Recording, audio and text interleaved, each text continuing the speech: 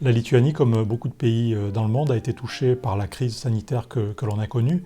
Et le 12 mars dernier a décidé de mettre en place des mesures de quarantaine, dites de quarantaine, qui se caractérisaient par une invitation au télétravail et qui se caractérisaient par la fermeture des écoles et de fait tout ce qui était centre de formation. Donc nous avons décidé très rapidement de basculer sur de l'enseignement à distance pour la totalité des cours qui avaient déjà commencé d'ailleurs. Donc il a fallu qu'on forme les enseignants de l'équipe pédagogique, c'est-à-dire d'abord leur fournir une licence pour le logiciel, et puis ensuite ça a été plusieurs formations, donc on a fait directement sur le logiciel pour la prise en main, et également avec des vidéos préenregistrées qu'on a partagées en ligne sur un mur de ressources. Le plus rassurant, c'était qu'on partait tous sur le même point. Les enseignants, aussi bien que notre bureau d'administration. On n'était pas sûr comment travailler en ligne, donc on a dû apprendre.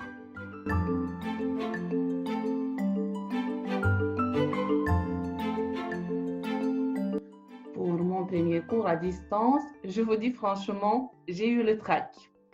Beaucoup de questions en tête, si j'ai bien planifié mon cours, si les activités choisies fonctionneraient, si je maîtriserais la plateforme.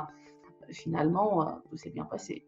Nous avons pu, donc avec une semaine de retard, reprendre les sessions là où elles s'étaient arrêtées et limiter finalement la perte d'activité, la diminution de notre activité. Les apprenants ont exprimé un taux élevé de satisfaction et surtout on n'a perdu qu'une poignée d'apprenants.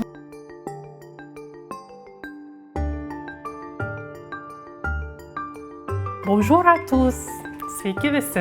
Salade. Bonjour madame. Bonjour madame.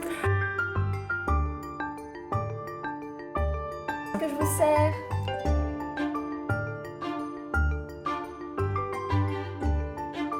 Et finalement, cette mise en place nouvelle, on peut la prendre aujourd'hui comme une opportunité.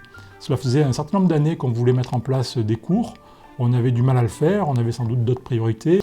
Et au bout du compte, on a acquis des compétences supplémentaires, on a élargi les formes de notre offre. Le fait que les professeurs aient pu poursuivre leur activité était tout à fait important, puisqu'on a des collègues qui se seraient trouvés sans activité pendant au moins 2 mois, et ça a permis de maintenir une très grande partie de l'activité qu'on leur propose, et du coup de leur permettre d'avoir des revenus pendant cette période compliquée.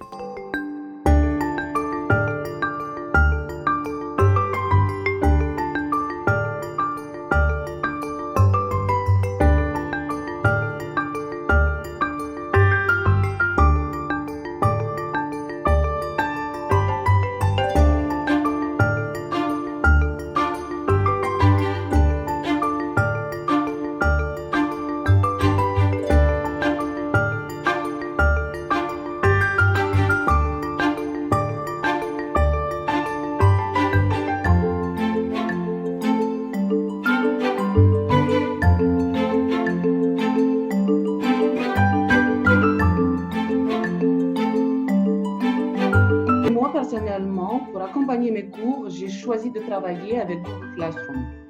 Cela m'a permis de créer un espace commun pour tout mon groupe, aussi bien pour les devoirs que pour le travail en cours.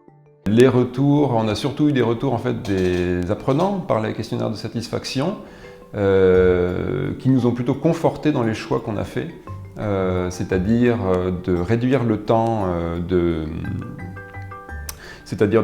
temps en face-à-face pédagogique sur le logiciel de visioconférence, qui est un petit peu fatigant pour les formats que nous proposons à l'Institut, c'est-à-dire des formats de 2 heures, 2 fois 2 heures en semaine et 1 fois 3 heures le samedi.